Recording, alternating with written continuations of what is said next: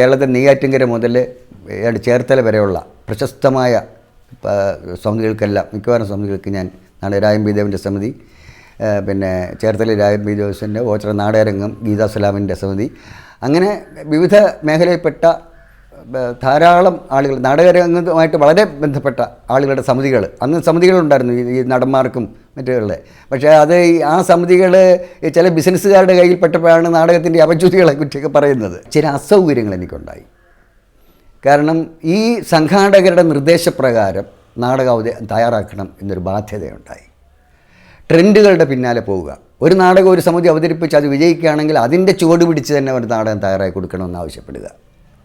എന്നിട്ട് കഴിഞ്ഞ വർഷം അതിൻ്റെ തലേ വർഷം കളിച്ച നാടകം കൂടുതൽ കളിക്കാതെ വരുമ്പോൾ ഈ സെറ്റൊക്കെ പുതുമയോടെ തന്നെ ഇരിക്കും, മ്യൂസിക്കും അതുപോലെ തന്നെ ഇരിക്കും. അതുകൊണ്ട് ആ സെറ്റും ആ മ്യൂസിക്കും ആ നടീനടന്മാരെയും വെച്ചുകൊണ്ട് നാടകം എഴുതണമെന്നുള്ള സംഘാടകരുടെ ആവശ്യം. ഇതെല്ലാം കൂടെ ആയപ്പോൾ ഒരു മാനസികമായൊരു സമ്മർദ്ദം ഉണ്ടായിട്ട് എന്തുകൊണ്ടൊരു സ്വന്തമായി സമിതി തുടങ്ങിക്കൂടാ എന്നൊരു ആലോചന ഉണ്ടായി. അങ്ങനെയാണ് തൂലിക എന്ന സമിതി ഉണ്ടായത്. തൂലിക എന്ന സ്വന്തം നാടക ട്രൂപ്പിലൂടെ ബേബിക്കുട്ടൻ ആദ്യമായി നാടക പ്രേക്ഷകർക്ക് മുന്നിലെത്തിച്ചത് വ്യത്യസ്തമായ ഒരു കഥയായിരുന്നു. പ്രമാണി എന്ന രണ്ടാമത്തെ നാടകം നാടക ചരിത്രത്തിലെ ഒരു നാഴികക്കല്ലായി മാറി.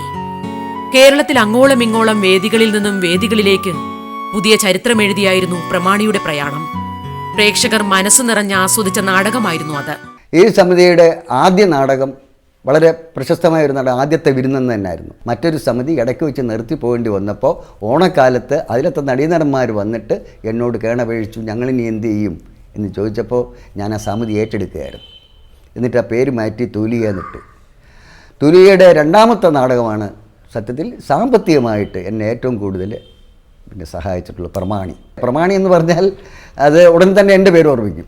ആ രീതിയിലാണ് ആ നാടകം. അതിന് എന്നെ സഹായിച്ച് ഞാൻ എഴുതിയ ഒരു കഥാപാത്രത്തെ അതിൻ്റെ പൂർണ്ണ മിഴിവോടെ അവതരിപ്പിച്ച ശ്രീ ആദിനാട് ശശി. പക്ഷേ അദ്ദേഹത്തിനെ അറിയപ്പെടുന്നത് ആ പ്രമാണിയിലെ കുഞ്ഞുണ്ണി മൂപ്പിലെന്നുള്ള വേഷത്തിലാണ്. അങ്ങനെ ഞങ്ങൾക്ക് രണ്ടുപേർക്കും അങ്ങോട്ടും ഇങ്ങോട്ടും ഒരു ബാധ്യതയുള്ള ഒരു നാടകമാണ് പ്രമാണി.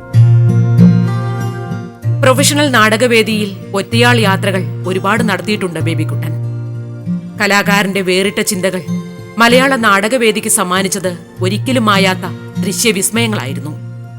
തകഴി എന്ന മലയാളത്തിലെ പ്രിയ കഥാകാരന്റെ ചെമ്മീൻ എന്ന നോവലിനെ നാടകചന്തം ചാർത്തിയതും ഇതേ ബേബിക്കുട്ടനാണ്.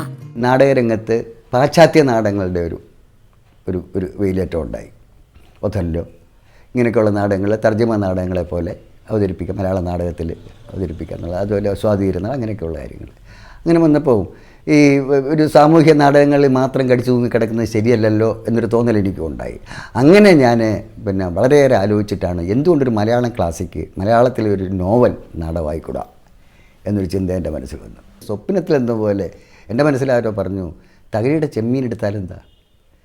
ഈ തകഴിയുടെ ചെമ്മീൻ എടുക്കുന്ന കാര്യം ഞാൻ ആ രാത്രിയിൽ തന്നെ ഭാര്യയോട് പറഞ്ഞു, നമ്മുടെ അടുത്ത നാടകം ചെമ്മീനാണ്. സ്വാഭാവികമായിട്ടും ഭാര്യ പൊട്ടിച്ചിരിച്ചു. അതായത് ഇന്നിപ്പോൾ കിടന്ന് തുടങ്ങി നാളെ രാവിലെ എടുത്താൽ മതിയല്ലോ എന്ന രീതിയിൽ പറഞ്ഞു. പക്ഷേ എൻ്റെ മനസ്സിൽ നിന്ന് അത് പോയില്ല. ഞാൻ നേരെ KPSC ചെന്നിട്ട് പോറ്റി സാറിനെ സമീപിച്ചു. കാരണം തകഴിയമ്മാൻ്റെ ഇന്ന് അനുവാദം വാങ്ങണമല്ലോ. ഞാൻ ചെന്ന് കഴിഞ്ഞു, ഈ വിവരം പറയുമ്പോഴത്തെ പറഞ്ഞു അദ്ദേഹം ഉടുപ്പെടുത്തിട്ട് പുറകിൽ വരികയും ചെയ്തു. പോറ്റി സാറും അദ്ദേഹവും കൂടെ വളരെയേറെ കൂലകഷമായിട്ടങ്ങ് സംസാരിക്കുകയാണ്. അപ്പോഴും എൻ്റെ മനസ്സിങ്ങനെ നെഞ്ചിടിക്കുകയാണ്, എന്തായിരിക്കും മറുപടി എന്നുള്ളത്. അങ്ങനെ ആദ്യത്തെ ഒരു പ്രാഥമിക പരിചയപ്പെടുത്തലിൽ പേര് മാത്രം പറഞ്ഞു, ബേബിക്കുട്ടൻ എന്നാണ് പറഞ്ഞിട്ട് വീണ്ടും അവർ KPSC നാടകങ്ങളെക്കുറിച്ചും ഇപ്പോഴത്തെ നാടക രംഗത്തെക്കുറിച്ചും നോവലുകളെക്കുറിച്ചും ഒക്കെ ഭയങ്കര ആധികാരികമായിട്ട് സംസാരിച്ചുകൊണ്ടിരിക്കുക. അങ്ങനെ സംസാരം കാട് കയറുന്നതിനിടയ്ക്ക് ഞാൻ പോയിട്ട് സാറിന് ദയനീയമായിട്ടും നോക്കി. ഇത് ഈ പയ്യനെ ഒരു ആഗ്രഹമായിട്ട് വന്നിരിക്കുക, ഇങ്ങനെ നമ്മുടെ ഒരു കൃതി നാടകമാക്കണമെന്ന്, നോവൽ നാടകമാക്കാൻ. അതെ, ഏത് കൃതി? ചെമ്മീൻ. അദ്ദേഹം കുലുങ്ങി ചിരിച്ചു. ഇപ്പോഴും ഞാൻ ഓർമ്മിക്കുന്നു. അദ്ദേഹം ഇങ്ങനെ ചിരിച്ച് ചാരിയ ശീലർക്ക് മറന്നും കിടന്നു. ഒത്തിരി നേരത്തെ നിശബ്ദത. അതെല്ലാം കഴിഞ്ഞിട്ട് അദ്ദേഹം ചോദിച്ചു, പറ്റത്തില്ല, നാടകമാക്കാൻ പറ്റുകയില്ല, യാതൊരു കാരണവശാലും ശരിയായില്ല. അപ്പോൾ ഞാൻ വളരെ വിഷണ്ണനായി, ഞാൻ എന്ത് ചെയ്യാനൊക്കെ എന്നുള്ളത് ചോദിച്ചു. അദ്ദേഹം ചോദിച്ചു, എവിടെയാ വീട്? നമ്മുടെ തേവലക്കര. അപ്പോൾ തേവലക്കര എനിക്ക് ഒരു സുഹൃത്തുണ്ടല്ലോ, ഒരു തേവലക്കര കുഞ്ഞുപിള്ള, അദ്ദേഹത്തിൻ്റെ അടുത്താണോ എന്ന് ചോദിച്ചു. നമ്മുടെ അദ്ദേഹത്തിൻ്റെ വീട്ടിൽ തന്നെയാണെന്ന് പറഞ്ഞു, മകനാന്ന് പറഞ്ഞു. അപ്പോഴദ്ദേഹത്തിൻ്റെ ആ ഒരു സൗമ്യഭാവത്തിൽ അദ്ദേഹം പറഞ്ഞു, ഇതിങ്ങനെ നടക്കുമോ, ഇത് ചെയ്യാൻ ഒക്കുമോ, ചെയ്യാം, ധൈര്യപൂർവ്വം പറഞ്ഞപ്പോൾ അദ്ദേഹം എനിക്ക് അനുവാദം തരികയായിരുന്നു. അത് ഭാര്യയെ വിളിച്ച് പറഞ്ഞു, അത് നമ്മുടെ കുഞ്ഞുമ്പിള്ളയുടെ മോനാ, ഒരു നാടകത്തിൻ്റെ കാര്യത്തിനാന്ന് പറഞ്ഞു, കൊടുത്താട്ടെ എന്ന് അകത്തുനിന്നൊരു ശബ്ദവും കേട്ടു. അങ്ങനെ നാടകം അതിൻ്റെ ഭയങ്കരമായ, അതായത് നമ്മുടെ റിമാൻഡിലുള്ള പ്രതികൾക്ക് പോലും ഇല്ലാത്ത രീതിയിലുള്ള വളരെ ചില നിബന്ധനകൾ അദ്ദേഹം വെച്ചുകൊണ്ടാണ് നടന്നത്. മലയാളത്തിലെ മികച്ച സാഹിത്യകൃതികൾ സിനിമയാക്കപ്പെട്ടിട്ടുണ്ട്. നാടകങ്ങളും സിനിമയായി രൂപം മാറി വന്നിട്ടുണ്ട്. പക്ഷേ മലയാളത്തിൽ ആദ്യമായാണ് ഒരു നോവൽ നാടകമാകുന്നത്. ഇവിടെ ബേബിക്കുട്ടൻ ഒരു തുടക്കമായിരുന്നു. അത് കഴിഞ്ഞ് നാടക ഉദ്ഘാടന ദിവസം അദ്ദേഹം വന്നു, മുന്നിൽ വന്നിരുന്നു, നാടകം കാണാനിരുന്നു. കണ്ടുകൊണ്ടിരുന്ന് ഇൻ്റർവെല്ലായപ്പോൾ ഞാൻ അടുത്തോട്ട് ചെന്നു. ഇരിക്കെന്ന് പറഞ്ഞിട്ട് എന്നെ തൊട്ടടുത്ത കസേരയിൽ ഇരുത്തിയിട്ട് എന്നോട്, ഞാൻ ആ നാടകത്തിൽ ചില സൗകര്യാർത്ഥം ഒരു ചെറിയ മാറ്റം വരുത്തിയിരുന്നു. നോവലിൽ നിന്നും പളനിയുടെ തുറയിൽ ഞാൻ ഒരു അഡീഷണലായിട്ടൊരു കഥാപാത്രത്തെ അവതരിപ്പിച്ചു. ആ കഥാപാത്രത്തിൽ ഒരു മുത്തശ്ശിയെ, അദ്ദേഹം എനിക്ക് ആ കഥാപാത്രത്തെക്കുറിച്ച് ചോദിച്ചു, അങ്ങനെ ഒരു കഥാപാത്രം ചെമ്മീനിലില്ലല്ലോ എന്ന് പറഞ്ഞു. ഞാൻ പറഞ്ഞത് നാടകത്തിൻ്റെ അവതരണ സൗകര്യത്തിന് വേണ്ടി ഇങ്ങനെ ചെയ്തു പോയതാണ് എന്ന് പറഞ്ഞാൽ, അതെങ്ങനെ പറ്റും, അത് ശരിയാവുമോ, ഈ ചെമ്മീനെന്ന് പറയുന്നത് എഴുതി ഞാനിവിടെ അടുക്കളയിൽ വെച്ചിരുന്നതല്ല, ഭാഷകൾ ഒരുപാട് കണ്ടതാ, അപ്പോൾ അവിടെ ഒരു വല്യമ്മ എന്തിന് കയറി ഒന്നും ചോദിച്ചാൽ. അപ്പം ഞാൻ വല്ലാതെ വേർത്തുപോയി. സാവകാശം എന്നെ കെട്ടിയൊക്കെ പിടിച്ചു. ഇല്ല, നീ ചെയ്തത് ശരിയാ, പക്ഷെ നീ ഒരു കാര്യം അറിഞ്ഞോ അറിയാതെയോ ചെയ്തിട്ടുണ്ട്. ആ കഥാപാത്രത്തെ നീ സ്റ്റേജിൽ കൊണ്ടുവന്നില്ല, ജനലിന് പുറകെ നിർത്തി.